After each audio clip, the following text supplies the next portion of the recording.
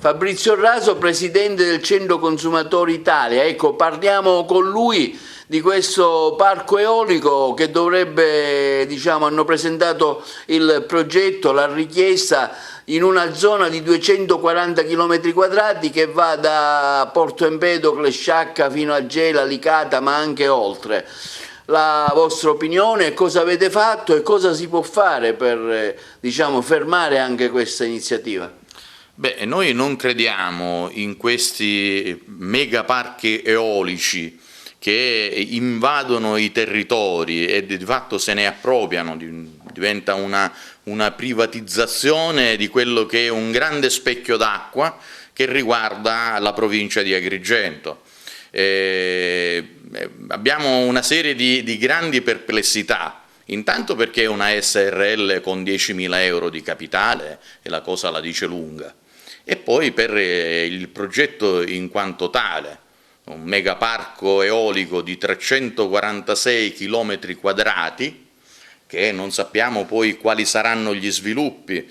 Da quello che abbiamo potuto leggere noi, la SRL si prefigge non solo di realizzare un parco eolico, ma anche di produrre idrogeno, con un eventuale hub che non sappiamo dove questo hub venga realizzato, ma se allegato al parco eolico, insomma, c'è da discutere molto, oltre che questa costa agrigentina ha altre vocazioni che non sono quelle della produzione di energia poi a beneficio di chi, lo potremmo anche andare a discutere, sicuramente non delle comunità locali.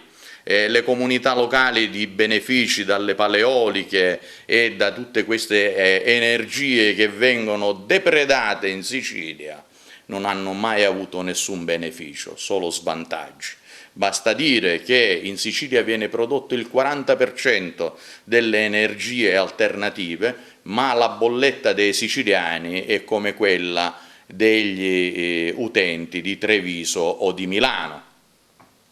Noi stiamo cercando di attivare le amministrazioni locali per far sì che difendano i diritti del territorio, che, torniamo a ripetere, è un territorio che deve essere a vocazione turistica e per questo praticamente verrebbero danneggiati tutto l'indotto del turismo, dal turismo del diporto alla pesca, a quello paesaggistico, perché non dobbiamo dimenticare che noi abbiamo di fronte a questa costa la Valle dei Tempii e la Scala dei Turchi.